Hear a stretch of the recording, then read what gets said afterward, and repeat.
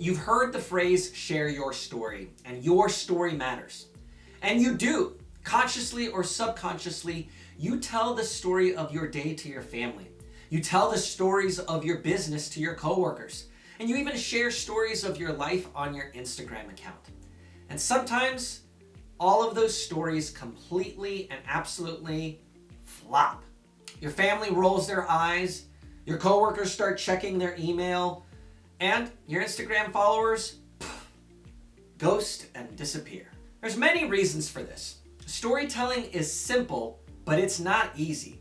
And there's a lot of strategies and fundamental tools that we often ignore when we are sharing our personal or professional stories. Today, I'm going to teach you brain science that allows you to create stories that engage and call people to action, to move in a different direction than they were currently moving in.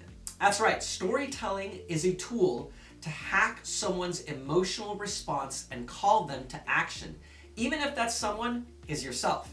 So we're going to talk about 3 key storytelling strategies that unlock brain science and craft stories that truly engage your audience and call them to action. The first storytelling strategy is surprise. Give us motivation. Now, surprise isn't necessarily someone jumping out of a cake or scaring them in the middle of the night. Surprise is simply a break in patterns. Our brains are pattern-making machines. We do this consciously and subconsciously. We like to keep things in routine and in patterns. And whenever there is a break in a pattern, our brains start to pay attention. They start to pay attention because sometimes a break in a pattern is a threat to our safety, like a loud noise in your basement in the middle of the night, or a tornado siren in the middle of a dark day. These are cues to your brain to watch out, pay attention, and take action. Now, our brain doesn't always know the difference between a break in a pattern that is dangerous and a break in a pattern that is not. Either way, our brain immediately releases the hormone dopamine, or the motivation hormone. This chemical literally cues us to stay focused and stay present because the information that we're about to hear could directly impact us. So when developing a story for your audience, understand what pattern you are breaking in your audience, or what pattern has been broken in your audience that you are addressing. Here's some questions to consider when developing surprise in your stories. Number 1, what pattern am I breaking? Number 2, do other people experience the same break in that pattern? Number 3, why does this break in pattern matter to me? And why would it matter to my audience? Before we move on, it's really important that you understand who your story is for and who your story is about. If you're telling a story to call someone to action, really remember that this isn't about you, even if it is all about you. If you're interested in this bonus lesson, check out my video entitled The Storytelling Technique You Might Be Missing Out On. The second storytelling strategy is conflict. Stress us out. I'm going to tell you a story. This morning, I woke up, I walked downstairs, I made my coffee, I sat down on my couch, I picked up my book, I started reading, and I started sipping my coffee. Wait, wait, come back. Did I lose you? Of course I lost you. I lost you because what I told you wasn't a story. It was a sequence of events. Every story has some form of conflict. While most of us are conflict avoidant, who would choose intentionally conflict? Our brains are searching for stories that have conflict because we use it as a self-defense mechanism. We are keenly aware that listening to someone else's story about a struggle that they've had that we could have is a powerful resource for survival. If we are currently encountering that struggle or may encounter that struggle in the future, we now have better resources to make the decisions to keep us alive.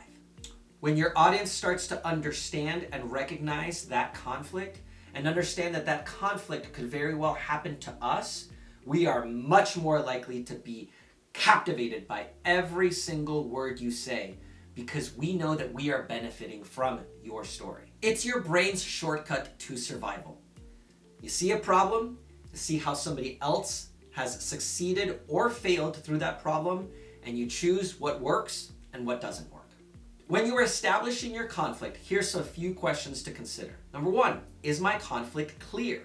Number 2, does my audience actually experience this conflict, or is this something unique to me? And number 3, how have others dealt with similar conflicts? Why have their strategies not worked for me? Why have their strategies not worked for my audience? And the third and final storytelling strategy for today is vulnerability. Love to be human. I know it doesn't make sense. If you're telling a story and you're calling someone to action, why would you admit to your mistakes? Why would you admit to your failures and fallings? After all, aren't leaders and speakers supposed to be strong, confident, and powerful? Keep in mind that we all love a good hero story. But a hero isn't actually a hero unless they have overcome great obstacles. And that oftentimes means failing and falling. When your audience recognizes that conflict, their brains are releasing cortisol, or the stress hormone. This is critical because it is literally giving their bodies and brains energy to keep focused on what the survival mechanism is behind your story. When you share vulnerably, your audience's brain starts to release oxytocin, which is the love hormone. It may seem odd and strange, but that's the connection that is made, is we as audience members recognize and empathize with you, so we are more motivated to stay engaged with your story and how it pans out. Here's some questions to consider when you're developing vulnerability for your story. Number 1, are you sharing vulnerably with emotions that have already been worked out? Or are you trying to work out your emotions in front of an audience? This is extremely important because while it is important for you to be vulnerable, it is also incredibly important for you to be in control.